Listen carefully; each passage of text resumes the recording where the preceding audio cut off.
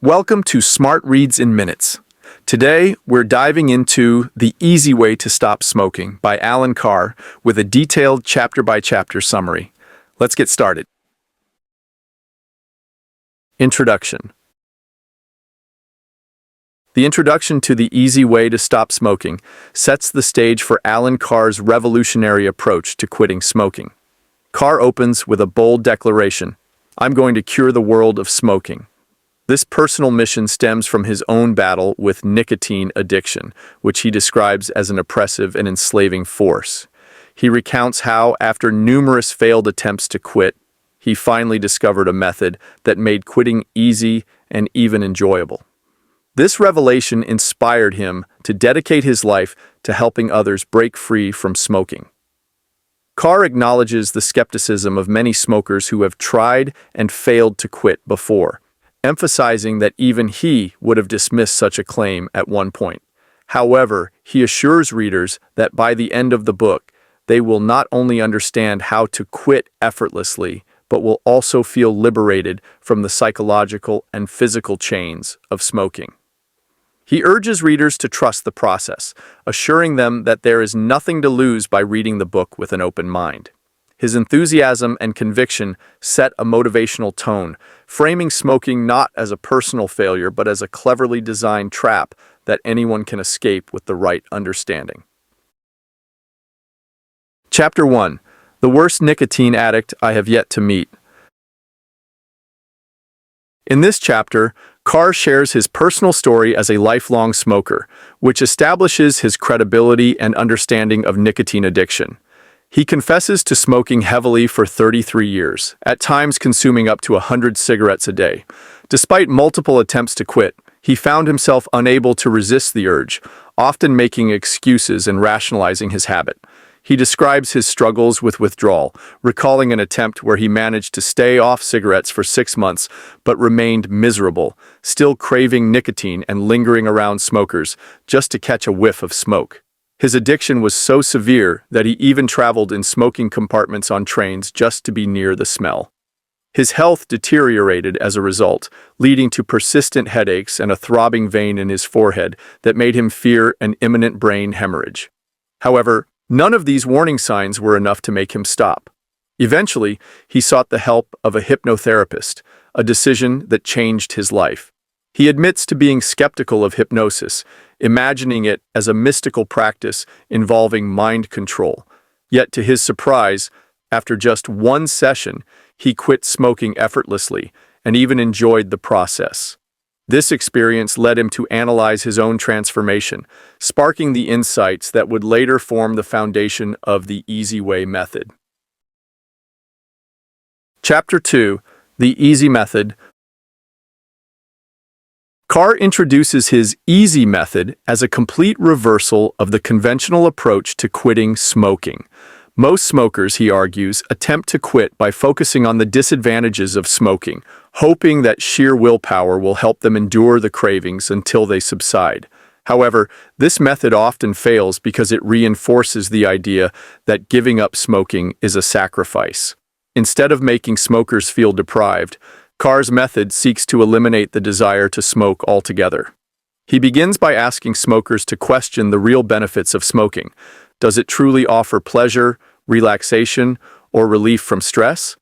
He argues that the supposed benefits of smoking are illusions, perpetuated by psychological conditioning rather than real, tangible advantages. He urges readers to forget their usual reasons for quitting and instead confront the reality of what smoking does for them.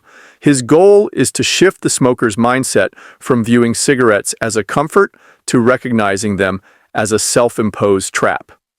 The easy method does not rely on external aids like nicotine patches or gradual reduction, but instead dismantles the smoker's belief system, allowing them to quit without feelings of sacrifice or hardship. Chapter 3. Why is it difficult to stop? Carr explores the paradox of smoking, why people continue to engage in a habit that they know is harmful, expensive, and unpleasant. He explains that all smokers, deep down, want to quit, Even the most devoted smokers, when asked if they would encourage their children to smoke, adamantly respond with a firm no. This contradiction highlights the irrational grip of nicotine addiction. He recounts how many smokers live in a state of denial, telling themselves they will quit tomorrow, only to postpone it indefinitely. The challenge of quitting, he explains, is not due to physical withdrawal symptoms, since nicotine withdrawal is relatively mild, but rather due to psychological conditioning. Society and the tobacco industry have convinced smokers that cigarettes provide comfort, stress relief, and pleasure, creating the illusion that life without smoking is less enjoyable. Carr emphasizes that understanding these false beliefs is the key to quitting easily. Once smokers realize that they are not actually giving up anything valuable, they can break free from the psychological chains that keep them hooked. Chapter 4: The Sinister Trap. Carr describes smoking as one of the most devious traps ever devised. Unlike other addictive substances that offer an initial pleasurable high, cigarettes provide no immediate satisfaction. The first cigarette is usually an unpleasant experience, causing dizziness, nausea, and coughing. Yet despite these negative effects, smokers persist, believing they can quit any time since they are not actually enjoying the habit. This illusion of control is what makes the trap so effective. Carr points out the irony that smokers must work hard to become addicted. Boys start smoking to look tough, emulating Hollywood stars like Clint Eastwood, while girls often smoke to appear sophisticated. However, by the time they achieve the desired image, they are already trapped in addiction. The real tragedy, Carr explains, is that smokers spend their entire lives trying to rationalize why they smoke while simultaneously attempting to quit. He debunks the notion that cigarettes relieve stress, arguing instead that smoking increases anxiety. Nicotine withdrawal creates the very discomfort that smoking temporarily alleviates, perpetuating a cycle of dependency. Carr urges smokers to recognize the trap for what it is, a self-perpetuating illusion that serves no real purpose. Chapter 5: Why do we carry on smoking? In this chapter, Carr explores the various justifications smokers use to continue their habit, exposing them as mere excuses. He addresses common rationalizations such as stress relief, boredom, and oral fixation, demonstrating why each of these arguments is flawed. For instance, many smokers claim that cigarettes help them relax, yet nicotine is actually a stimulant that increases heart rate and blood pressure.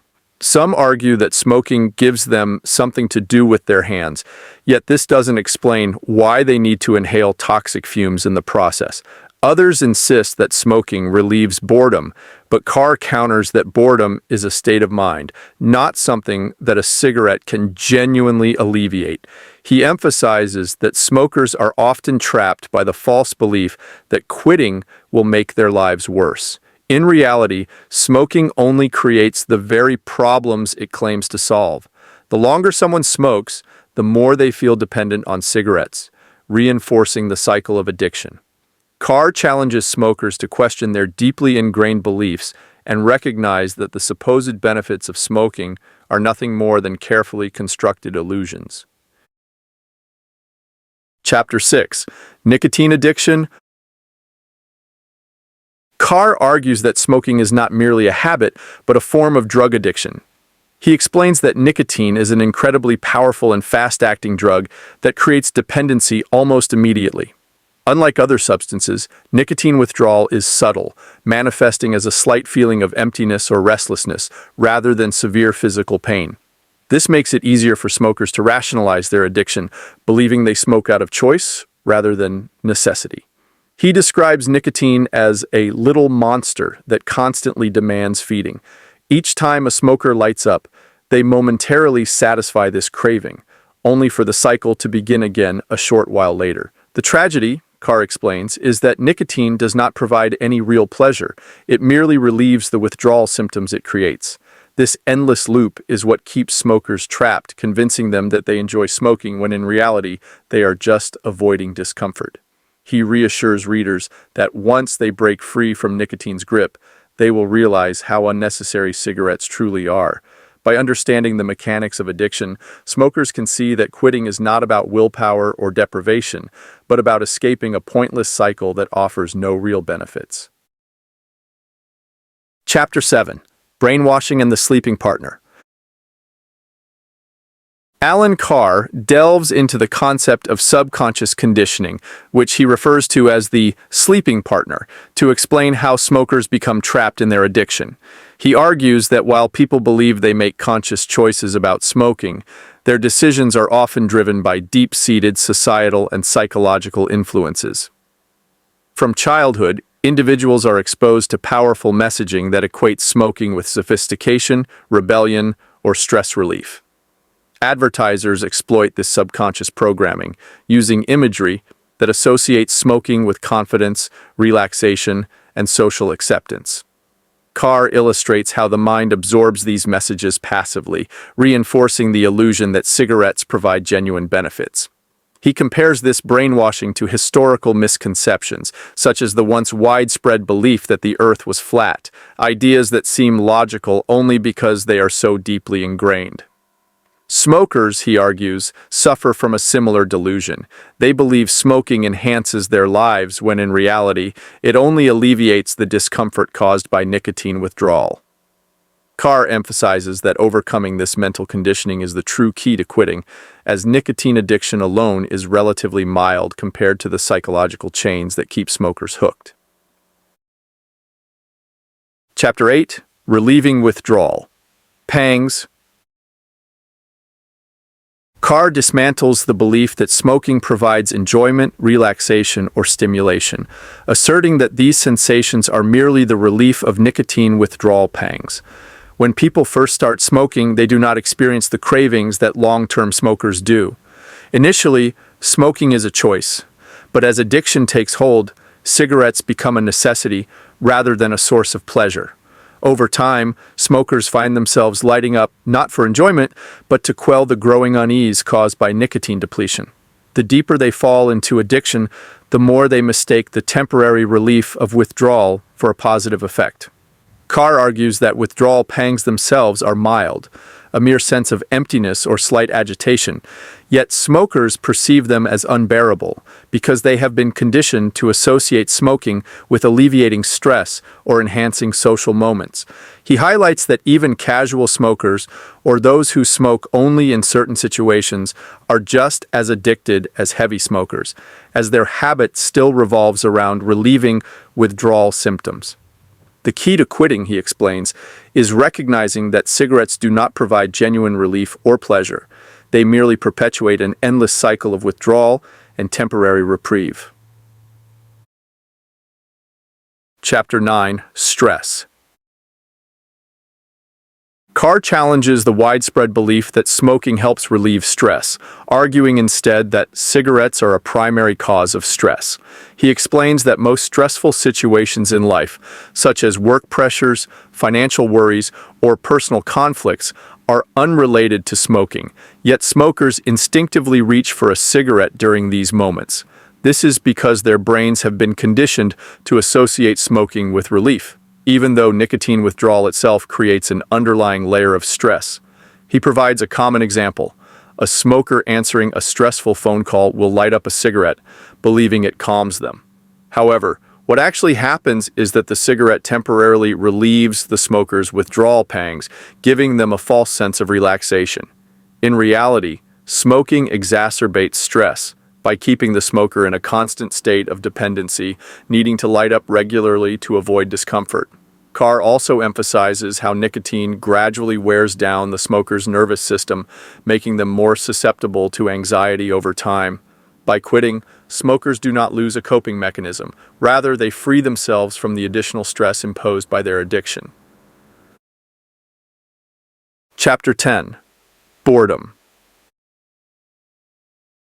Carr debunks the myth that smoking alleviates boredom, exposing it as yet another illusion created by addiction. He argues that boredom is a state of mind, not a condition that cigarettes can remedy. Smokers often assume that lighting a cigarette fills the gaps in their day, but in reality, it only gives them a temporary distraction while deepening their sense of lethargy. He points out that smokers who light up out of boredom often remain just as bored while smoking, contradicting the idea that cigarettes provide meaningful engagement. He describes how long-term smokers lose the ability to engage in stimulating activities without smoking, creating an artificial dependence that makes non-smoking activities seem dull.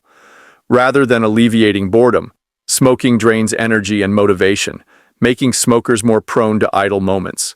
Carr asserts that once a smoker quits, their natural enthusiasm and curiosity return, leading to a more fulfilling and active life. He encourages readers to recognize that smoking does not add excitement or meaning to life. It merely sustains a cycle of addiction that dulls the senses. Chapter 11. Concentration. One of the most persistent illusions about smoking, Carr explains, is that it aids concentration. Many smokers believe that cigarettes help them focus, particularly during work or academic tasks, but Carr argues that the opposite is true. Nicotine addiction causes subtle but continuous withdrawal pangs, which create a mild sense of agitation. When a smoker lights up, the withdrawal symptoms are momentarily relieved, making them feel more focused. However, this is merely the restoration of their normal state, not an enhancement of concentration. Over time, the need for nicotine actually disrupts focus, as the smoker's ability to concentrate becomes dependent on smoking at regular intervals. Carr shares his personal experience, recalling how he once panicked upon learning that he could not smoke during his accountancy exams, fearing he would be unable to concentrate for 3 hours.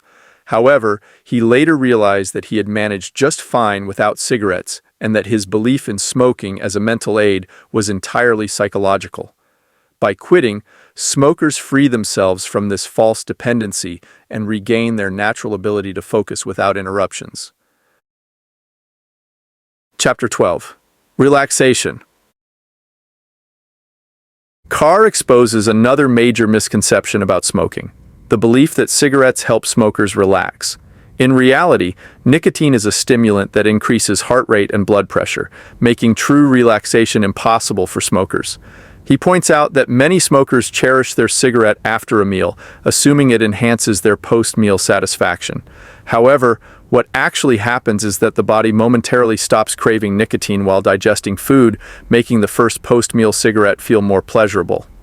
This illusion keeps smokers hooked, as they come to associate smoking with contentment and relaxation. Carr explains that a nicotine addict can never be fully at ease because their body is constantly experiencing withdrawal to some degree.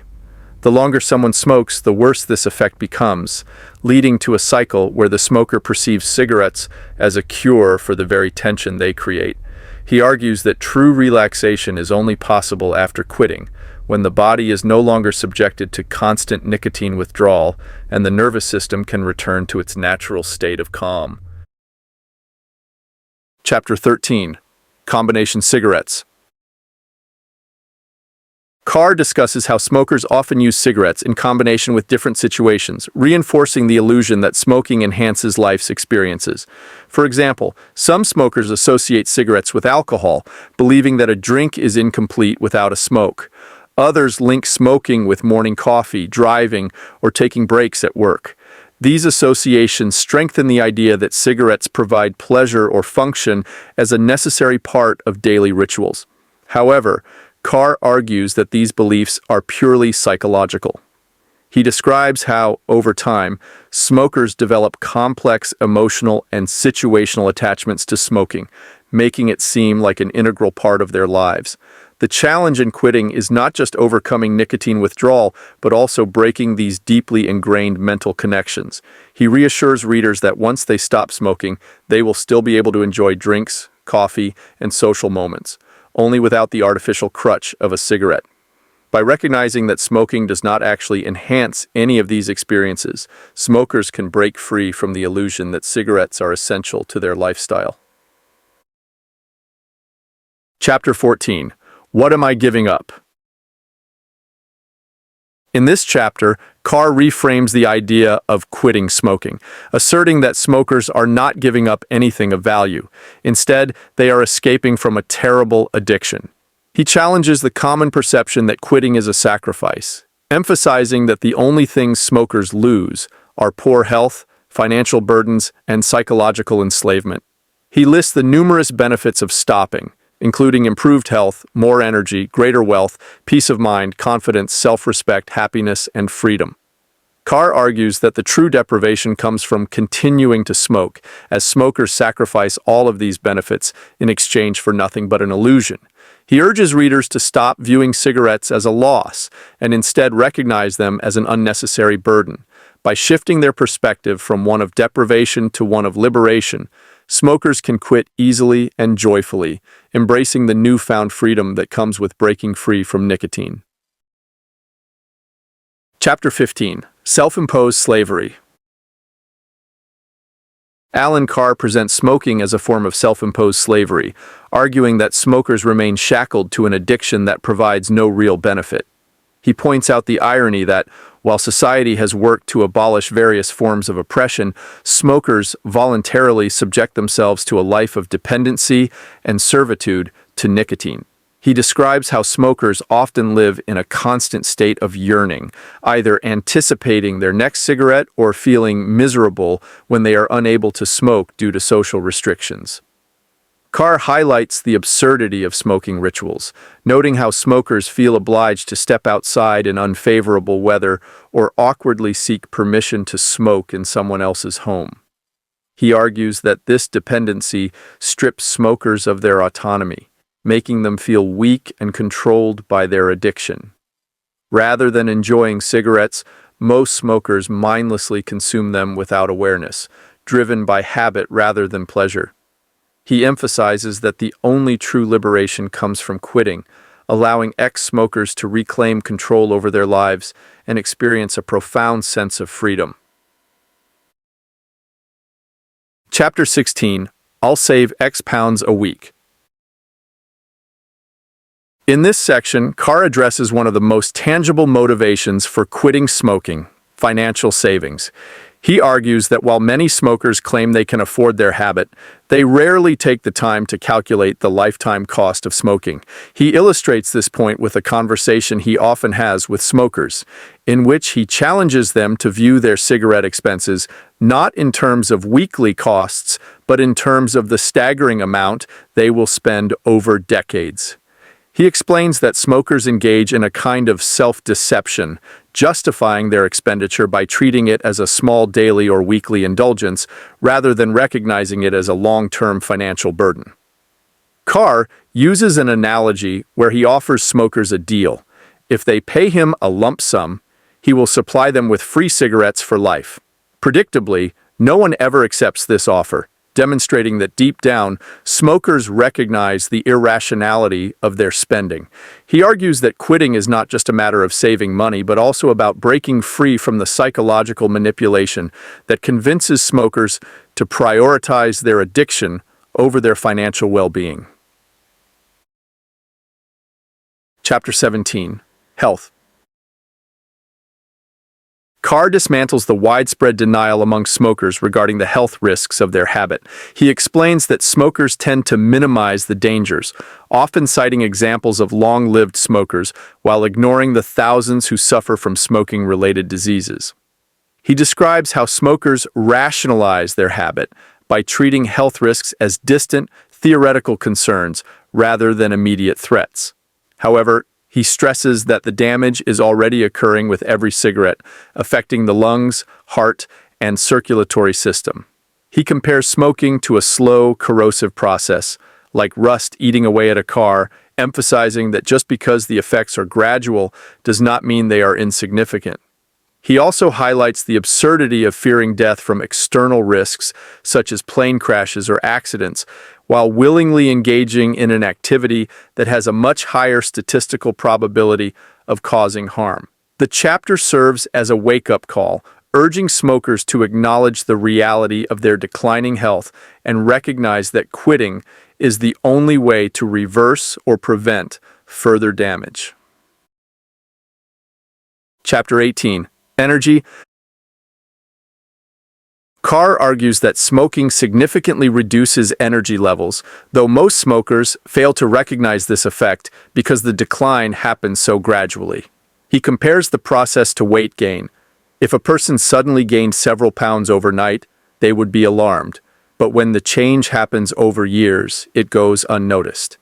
He explains that smoking starves the body of oxygen, leading to chronic fatigue, sluggishness, and reduced stamina. He shares his personal experience of struggling with low energy for decades, believing it to be a normal part of aging. However, after quitting, he experienced a dramatic increase in vitality, waking up refreshed and feeling motivated to exercise for the first time in years. He describes the newfound energy that ex-smokers gain as one of the most unexpected and delightful benefits of quitting.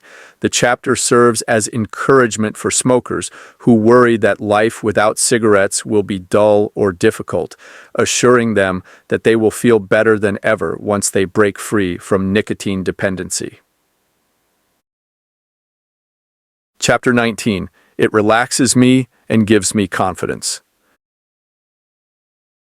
Carr exposes one of the biggest misconceptions about smoking, the belief that it provides relaxation and boosts confidence. He argues that, in reality, smoking creates the very insecurity and tension that smokers seek to relieve. He explains that nicotine withdrawal causes a subtle but persistent sense of unease, which smokers mistake for general stress. When they light a cigarette, the temporary relief of withdrawal symptoms creates the illusion of relaxation. However, this cycle of tension and relief is entirely self-inflicted, meaning that quitting smoking actually removes stress rather than increasing it. Carr also addresses the confidence myth, arguing that smokers are often more anxious than non-smokers, constantly worried about when they will get their next cigarette or whether they will run out. He shares his personal experience of avoiding medical checkups and feeling insecure about his health while he was a smoker. Once he quit, he felt a profound sense of confidence, no longer burdened by the fear of addiction or its consequences. Chapter 20. Those sinister black shadows. Carr discusses the psychological burden that smokers carry, the sinister black shadows that lurk in their subconscious. He explains that while smokers often ignore or suppress their concerns about addiction, those worries never fully disappear. Even while enjoying a cigarette, there is always an underlying awareness of the health risks, the financial drain, and the social stigma. He describes how smokers spend years trying to justify their habit, fabricating excuses to defend their addiction while secretly wishing they could stop. These shadows manifest in moments of self-doubt, guilt, and helplessness, making smokers feel trapped and powerless. However, he reassures readers that quitting removes these shadows completely. He shares his own experience of feeling an immense sense of relief and self-respect after quitting, no longer needing to justify a habit he knew was harming him. The chapter highlights how smoking affects not just the body, but also the mind, creating a constant undercurrent of fear and self-reproach that disappears once the addiction is overcome. Chapter 21. The advantages of being a smoker. In this chapter, Carr employs irony to make a powerful point. There are no true advantages to being a smoker. He lists the so-called benefits that smokers often cite, such as stress relief, social bonding, or pleasure, and systematically dismantles each one. He argues that every perceived advantage is actually an illusion created by nicotine addiction. Rather than being a source of pleasure, smoking merely alleviates the withdrawal symptoms it creates. Rather than enhancing social interactions, it isolates smokers by forcing them to step outside for a cigarette or making them self-conscious about their breath and health. Carr presents smoking as an entirely one-sided equation. Smokers sacrifice health, money, and freedom, while receiving absolutely nothing in return. By framing the argument in this way, he encourages readers to recognize that quitting is not a loss, but a gain, a liberation from a deceptive and destructive cycle. Chapter 22. The Willpower Method of Stopping. Carr critiques the traditional willpower method of quitting smoking, arguing that it is fundamentally flawed. He explains that most smokers who attempt to quit using willpower do so by focusing on the negatives of smoking while still believing they are giving up something valuable. This mindset creates a sense of deprivation, making the quitting process difficult and unpleasant. He contrasts this with his easy way method, which removes the desire to smoke entirely, eliminating the need for willpower. He describes how willpower-based attempts often fail because they rely on resisting temptation rather than addressing the root cause of addiction, the false belief that smoking provides benefits. Many smokers who quit through willpower eventually relapse because they still view cigarettes as a source of comfort. Carr argues that the key to quitting successfully is not to fight cravings, but to understand that there is nothing to crave in the first place. By shifting perspective and recognizing smoking as a meaningless trap, quitting becomes easy and even enjoyable. Chapter 23. Beware of cutting down. Alan Carr strongly warns against the strategy of cutting down on cigarettes as a method to quit smoking, arguing that it is one of the most ineffective and torturous ways to stop. Many smokers attempt to gradually reduce their intake, believing that it will make the process easier, but Carr explains that this method only prolongs their suffering. By cutting down, smokers remain addicted to nicotine, continuously reinforcing the psychological and physical need for cigarettes. The act of waiting longer for each cigarette increases the perceived enjoyment of smoking, as the withdrawal symptoms build up over time, making each cigarette feel like a greater relief. This illusion convinces smokers that cigarettes are more pleasurable than they actually are, strengthening their addiction rather than weakening it. Carr describes how smokers who attempt to cut down become trapped in a state of perpetual withdrawal, constantly yearning for the next cigarette while believing they are making progress toward quitting. He asserts that the only way to truly free oneself is to quit completely, rather than trying to moderate an addiction that inherently demands more, not less. Chapter 24. Just one cigarette. Carr debunks the myth of smoking, just one cigarette, explaining that this seemingly harmless act is often what traps people in lifelong addiction. Many smokers who attempt to quit are tempted by the idea of having just one cigarette in a moment of stress, celebration, or nostalgia, believing it will not affect their progress. However, he explains that this single cigarette inevitably reignites the cycle of addiction. The first cigarette after a period of abstinence tastes unpleasant, yet smokers convince themselves that as long as they do not enjoy it, they will not get hooked again. However, nicotine quickly reintroduces itself into their system, and the withdrawal cycle resumes, leading them back into regular smoking. Carr describes how this belief in just one cigarette is one of the biggest barriers to quitting permanently, as it fosters the illusion that smokers have control over their addiction when, in reality, the cigarette is controlling them. He urges readers to recognize that even one cigarette is a return to slavery and that true freedom comes from never lighting up again. Chapter 25. Casual smokers, teenagers, non-smokers. Carr examines different types of smokers, particularly those who identify as casual or social smokers, and reveals how they are often just as addicted as heavy smokers. Many casual smokers pride themselves on their ability to go days or even weeks without a cigarette, believing this proves they are not dependent. However, Carr argues that the very fact that they think about their smoking habits and try to justify them is evidence of addiction. He explains that casual smokers are often in denial, falsely believing they are in control, when in reality they are simply in the early stages of addiction or are restricting themselves out of fear of becoming heavy smokers. He also discusses teenagers who start smoking as an act of rebellion or social conformity, unaware that they are setting themselves up for a lifelong struggle. He emphasizes that all smokers, whether heavy, casual, or occasional, are in the same trap, and the only way to truly escape is to stop completely. Non-smokers, he warns, should not become complacent, as anyone who experiments with cigarettes is at risk of falling into the same psychological trap. Chapter 26. The Secret Smoker. Carr describes the phenomenon of secret smoking, a habit that can develop when smokers attempt to hide their addiction from friends, family, or society. He shares a personal anecdote about how secret smoking nearly led to the breakdown of his marriage, illustrating how the guilt and deception involved in the practice can have significant emotional consequences. Secret smokers often begin with the intention of quitting, but eventually find themselves sneaking cigarettes, rationalizing their actions, and lying to loved ones to maintain the illusion that they have control. This deception can cause deep feelings of shame and self-loathing, further reinforcing the smoker's dependence on cigarettes as a form of emotional escape.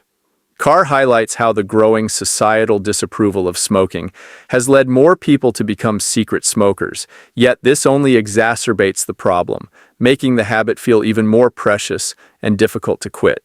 He urges readers to recognize that secret smoking is not a sign of control, but of addiction, and that the only way to regain self-respect is to quit completely. Chapter 27. A Social Habit? Carr challenges the belief that smoking is a social habit, arguing that it has become increasingly antisocial. Historically, smoking was associated with sophistication, masculinity, and social bonding, but he explains that societal attitudes have shifted and smokers are now often viewed as weak or irresponsible. He describes how smoking used to be widespread in social settings, with bars, restaurants, and workplaces filled with cigarette smoke, but modern restrictions and changing perceptions have marginalized smokers. He observes that many smokers now feel self-conscious about lighting up in public and often hesitate before smoking in social situations. Carr points out that the fear of missing out socially is one of the major reasons people continue smoking, but he reassures readers that quitting will not make them feel isolated. On the contrary, as smoking becomes less common, ex-smokers find themselves more socially accepted and confident. He argues that true strength lies in breaking free from addiction, rather than clinging to an outdated social image that no longer holds value. Chapter 28. Timing. Carr addresses the question of when the best time to quit smoking is, emphasizing that there is no such thing as a perfect moment. Many smokers delay quitting by convincing themselves that they should wait until a less stressful period in their lives, such as after a holiday, a major project, or an upcoming event. However, he argues that this kind of thinking is simply a way to justify continued smoking and avoid confronting the addiction.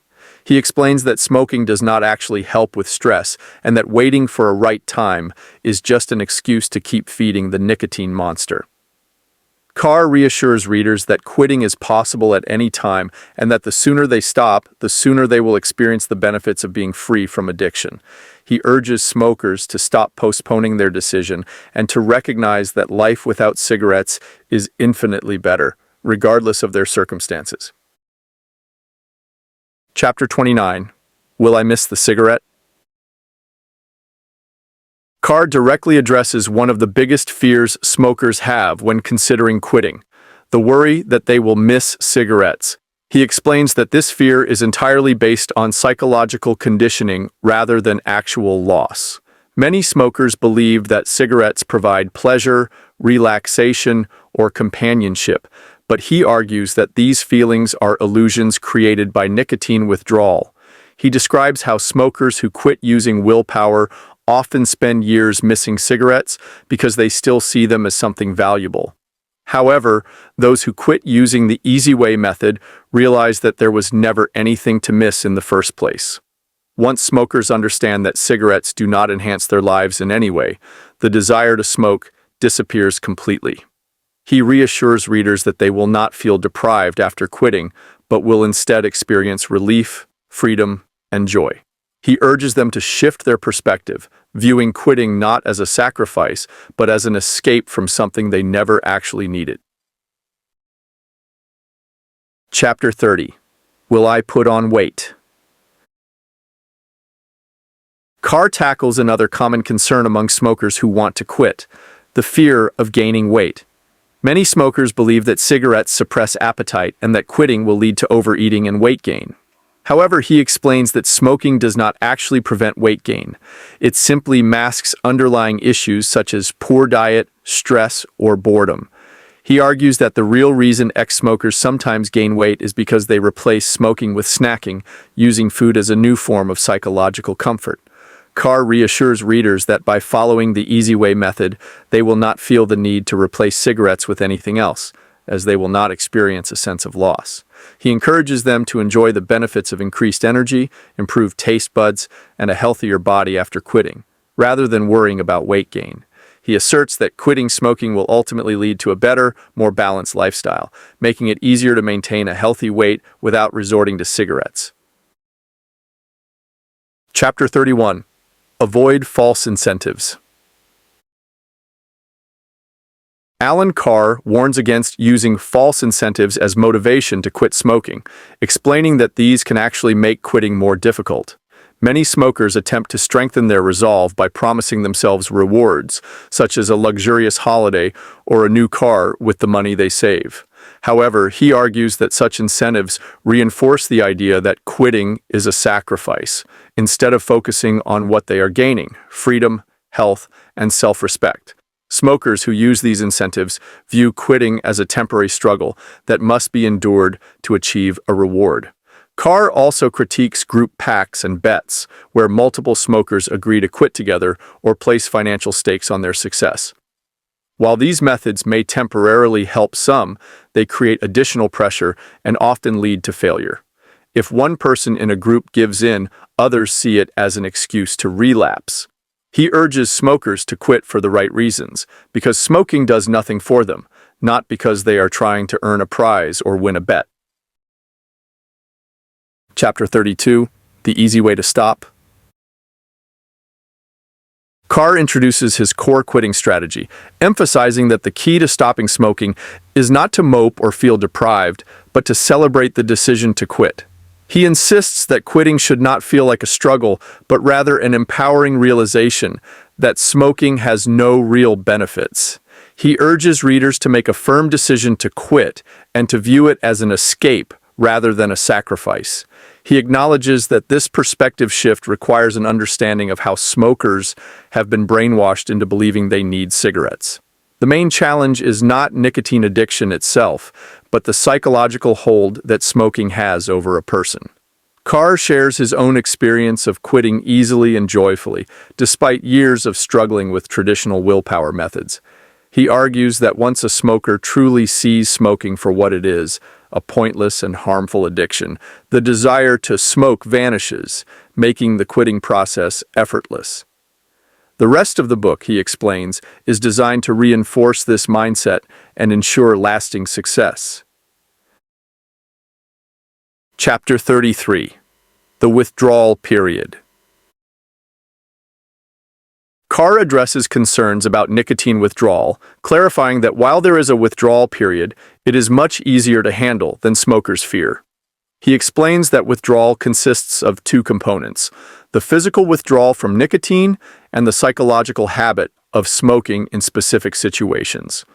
The physical withdrawal is mild and passes quickly, similar to hunger pangs, but the psychological aspect can be more persistent. Many smokers relapse not because they suffer unbearable withdrawal symptoms, but because they associate certain triggers, such as drinking coffee or finishing a meal, with smoking. Carr uses an analogy of switching the location of a car's indicator lever. At first, drivers instinctively reach for the old spot, but over time, the new habit becomes automatic. Similarly, smokers must recondition their responses to triggers. He emphasizes that if they do not mope or feel deprived, the withdrawal period will be over before they know it. He encourages ex-smokers to embrace the process with excitement, viewing it as a path to freedom rather than a time of suffering. Chapter 34. Just One Puff. Carr explains that the idea of smoking just one puff is the most common cause of relapse among smokers who are trying to quit. Many believe they can have a single cigarette without falling back into addiction, but he warns that this is a dangerous illusion. When a smoker who has quit takes a puff, their body experiences a small but powerful nicotine hit, which immediately reinforces their addiction. Even if the cigarette does not taste good, the subconscious mind registers it as a reward, making it much harder to resist future cravings. Carr describes how a single puff reawakens both the physical and psychological aspects of addiction, making the person more likely to return to regular smoking. He reminds readers that the only reason they smoked before was to satisfy a craving caused by nicotine withdrawal, and taking one puff restarts that cycle. He urges ex-smokers to see cigarettes for what they really are, useless and unnecessary, so they are not tempted to have just one and undo their progress. Chapter 35. Will it be harder for me? Carr acknowledges that different smokers face different challenges in quitting, but reassures readers that anyone can do it. He explains that factors such as profession, stress levels, or personality type may make quitting seem more difficult for some, but the fundamental addiction is the same for everyone. For example, doctors and nurses, despite their medical knowledge, often struggle to quit because they are exposed to stress and feel they need cigarettes as a coping mechanism. Other groups, such as stay-at-home parents or truck drivers, may face boredom and use smoking as a way to break up the monotony of their day. However, Carr insists that these external factors are not the real problem. The real problem is the belief that smoking provides any benefit at all. He explains that once a smoker removes this illusion, quitting becomes easy regardless of their circumstances. He encourages readers to trust the process and not let their personal situation convince them that quitting will be more difficult for them than for others. Chapter 36. The main reasons for failure. Carr identifies the primary reasons why smokers fail to quit, emphasizing that most failures stem from misunderstanding the nature of addiction. The first major cause of failure is the belief that quitting requires willpower. He argues that those who quit through willpower often feel deprived and eventually relapse because they still see cigarettes as something valuable. Another common reason for failure is the temptation to smoke just one cigarette, which inevitably leads back to regular smoking. He also warns against relying on substitutes, such as nicotine patches or gum, which keep the addiction alive rather than eliminating it. Lastly, he explains that many smokers fail because they allow themselves to doubt their decision.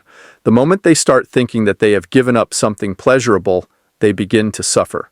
Carr reassures readers that as long as they fully accept that smoking has no real benefits, they will not experience cravings or struggle with their decision.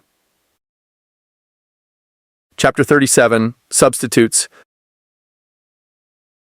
Carr strongly discourages smokers from using substitutes such as nicotine patches, gum, or e-cigarettes when trying to quit. He explains that these methods only prolong the addiction rather than eliminate it. By continuing to introduce nicotine into their system, smokers who use substitutes remain trapped in the cycle of withdrawal and relief. He argues that replacing cigarettes with another crutch, such as snacking or chewing gum, does not solve the problem. It merely shifts the addiction from one substance to another. Many ex-smokers gain weight after quitting because they start using food as a psychological replacement for smoking. However, Carr insists that this does not have to happen. If smokers truly understand that they are not giving up anything of value, they will not feel the need to replace cigarettes with anything else. He reassures readers that quitting should feel like freedom, not deprivation, and that relying on substitutes makes the process harder, not easier. Chapter 38. Should I avoid temptation? Carr discusses whether ex-smokers should avoid situations where they might be tempted to smoke. He acknowledges that each individual must make their own decision, but advises against going to extreme lengths to avoid triggers. He explains that some people prefer to keep cigarettes nearby just in case, believing it gives them confidence, but he warns that this approach often leads to failure. The best way to quit successfully is to remove all cigarettes and embrace the decision fully. However, when it comes to social situations, he encourages ex-smokers to continue enjoying life rather than isolating themselves. Avoiding social gatherings can make quitting feel like a punishment, reinforcing the idea that something has been lost. Instead, he urges readers to attend events, and celebrate their newfound freedom. By facing their triggers head-on with the right mindset, ex-smokers can quickly rewire their associations and enjoy life without cigarettes. He reassures them that once they get through the first few encounters without smoking, they will realize they do not need cigarettes to cope or have fun. Chapter 39. The Moment of Revelation. Alan Carr describes the moment of revelation as the point when a smoker truly realizes they are free from addiction. This moment usually occurs about 3 weeks after quitting, but Carr notes that with his method, it often happens much sooner, sometimes even before the final cigarette is extinguished. He describes how smokers who quit using the willpower method never truly experience this moment because they continue to see quitting as a sacrifice. In contrast, those who follow his easy way method undergo a psychological shift where they no longer crave cigarettes and begin to view other smokers with pity rather than envy. Carr shares his personal experience, explaining that his moment of revelation remains one of the happiest experiences of his life, providing him with lasting joy and empowerment. He warns that some ex-smokers expect a grand epiphany at a specific time, and may be discouraged if it does not happen on schedule. Instead, he encourages them to focus on the immediate benefits of quitting and allow the moment to come naturally. Chapter 40. The Final Cigarette. In this chapter, Carr guides readers through the process of smoking their final cigarette, emphasizing that it should be a deliberate and conscious act.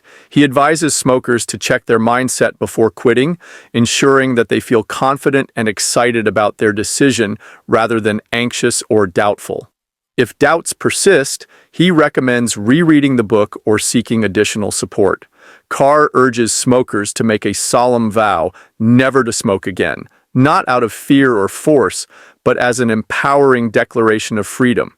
He describes the final cigarette as an opportunity to fully acknowledge the filth and harm of smoking, suggesting that readers inhale deeply and ask themselves where the pleasure truly lies. Rather than extinguishing the cigarette with a feeling of deprivation, he encourages them to celebrate the moment, saying, "Isn't it great? I'm free." He reassures readers that while they may experience slight withdrawal pangs, these are purely psychological and can be reframed as proof of their newfound liberation.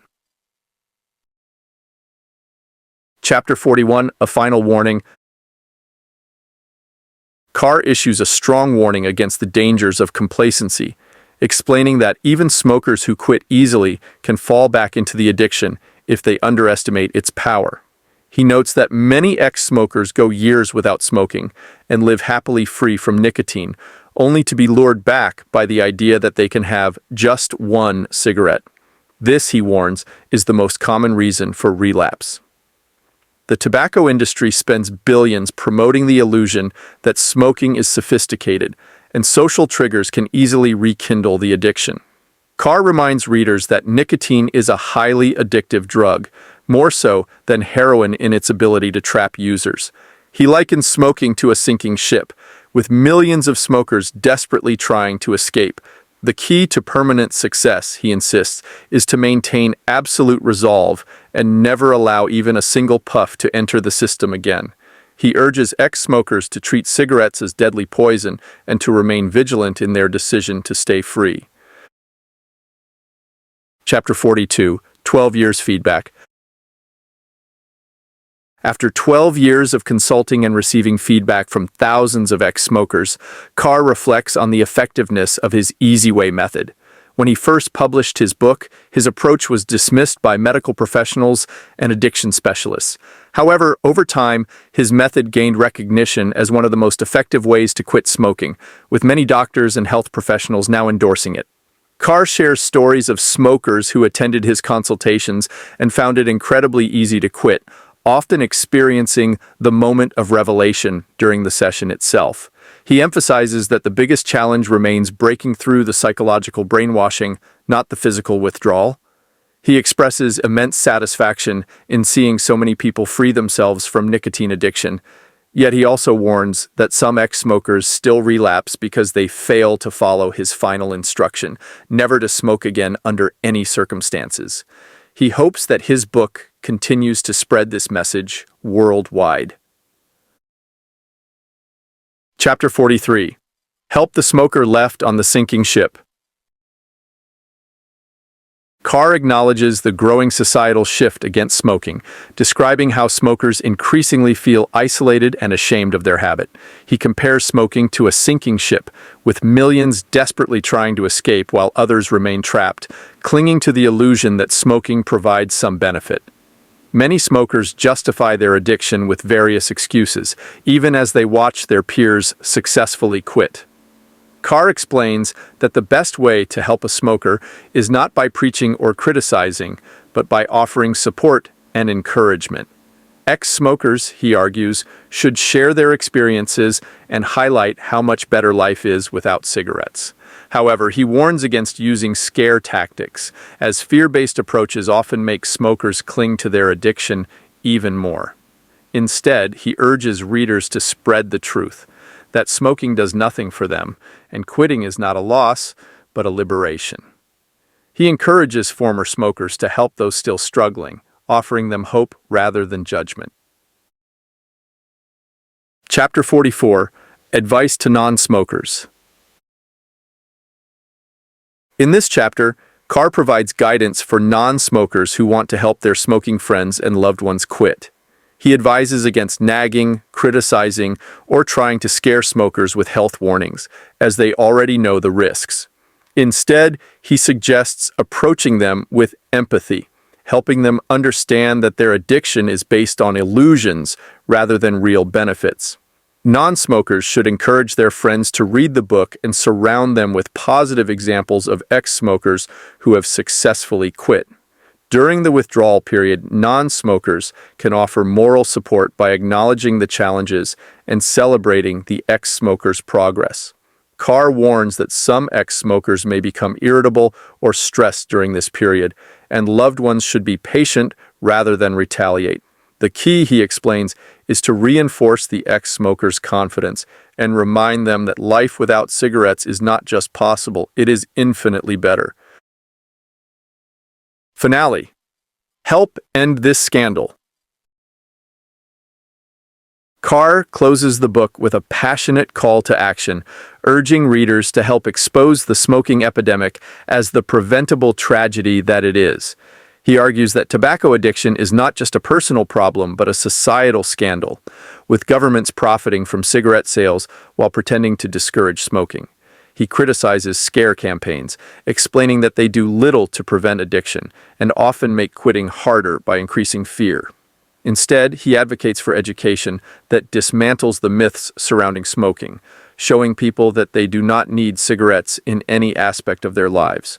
Carr shares personal stories of loss, including his own father's early death due to smoking, and expresses frustration over society's complacency in allowing tobacco companies to continue their deception.